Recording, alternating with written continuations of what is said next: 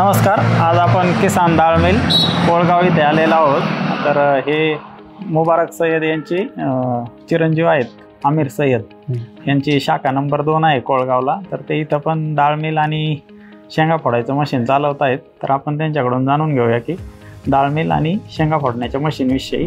तर आपण हे जे डाळ मिल व्यवसाय किती दिवसापासून करता इथं कोळगावला हा एक 6 वर्षापासून करतो। 6 वर्षापासून।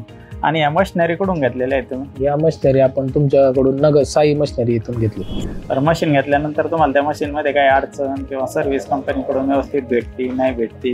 नाही, अडचण कधी काही आली नाही। त्याला थोडस बेल्ट वगैरे तुटतात तर ते आपण इथून ऍक्सेसरीज घेऊ शकतो। अच्छा, म्हणजे एखादा बेल्ट वगैरे वर्षात तुटला तर ते आपल्याला लोकल हार्डवेअर मध्ये भेटून जातो। बाकी काही अडचण आली? बाकी काही अडचण नाही। आणि डाळ मिल मध्ये तुम्ही साधारण दिवसाला किती डाळ बनवता बरं? दिवसाला आता आपण कसं आहे लाईट वगैरेच्या हिशोबाने असतं इथं, पण तरी आपण जास्तीत जास्त 200-250 किलो पर्यंत बनवतो। एक माणूस म्हणजे एक माणूस दिवसाला 200 ते 250 किलो डाळ तुम्ही बनवू शकतो प्रत्येक दिवसाला बनवता। आणि तुम्ही मशिनरी एकटेच चालवता? हा, एकटेच चालवते सध्याला, पण मॅन पॉवरला आपण शेजारी आसपासच्या बाया लावतो वाळवण्यासाठी। म्हणजे तुम्हाला सीझन मध्ये जर गरज पडली तर तुम्ही इथल्या लोकली ज्या काही लेडीज वगैरे आहेत त्यांना रोजगार उपलब्ध करून देतात। मग तुम्ही या जे डाळ मिल व्यवसाय पूर्ण 12 महिने चालतो की असं काही? नाही, तसं नाही, 12 महिने चालतो। आता हे कसं आहे, सगळं इथं शेतकरी वर्ग आहे, यांच्याकडे माल स्टॉक केलेला असतो। हे कसं असतं, आता समजा हे 10 किलो त्यांनी बनवून नेलं, ते संपायच्या आधीच ते परत दुसरं 10 किलो बनवून नेतात। शेतकरी वर्गाकडे जो काही माल असतो तर त्यांनी घरी ठेवलेला असतो, त्यातला ते 10 किलो 20 किलो येऊन सारखं ते बनवून नेतात। म्हणजे आपला व्यवसाय 12 महिने चालतो। हा, फक्त थोडस पावसाळ्यात अडचण येते थोडीफार, पाऊस वाळवायला डाळी, तर पण तेवढ्या पुरतं आपण ते स्टॉक करून ठेवायचं, नंतर आपण जसं ऊन पडेल तसं ऍडजस्ट करून द्यायचं।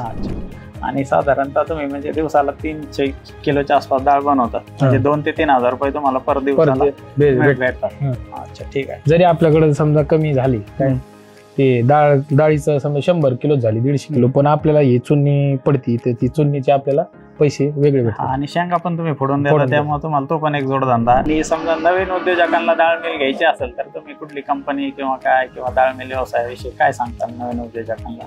नवीन उद्योजकाला हा सर्वात उत्तम असा धंदा आहे। अच्छा, म्हणजे असं या धंद्यात असं आहे की आपल्याला पुन्हा भांडवल लागत नाही। भांडवल एकदा गुंतवणूक केली की आपल्याला भांडवल मनाने उपलब्ध होतं। अच्छा, फक्त आपल्याला कष्ट करायची ताकद ठेवायची बस।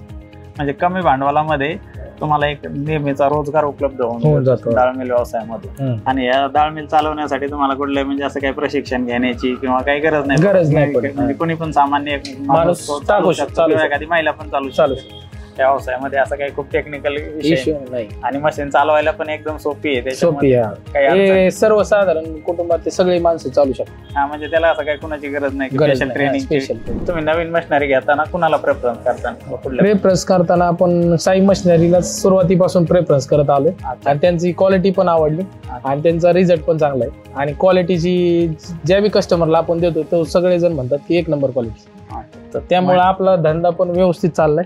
हे सर्व दुकानात जेवढा मटेरियल आहे हे सगळं आपलं कस्टमरचं। तर कोणालाही डाळ मिल, शेंगा फोडायची मशीन, ऑइल मिल, पापड मशीन, मिरची कांडप किंवा इतर कुठल्याही मशिनरी हव्या असतील तर त्यांनी साई मशिनरीशी संपर्क साधावा। साई मशिनरी D51 अहिल्यानगर म्हणजेच अहमदनगर येथे संपर्क साधू शकता, आणि आपले खाली दिलेले नंबर आहेत त्यावरती तुम्ही कॉन्टॅक्ट करू शकता।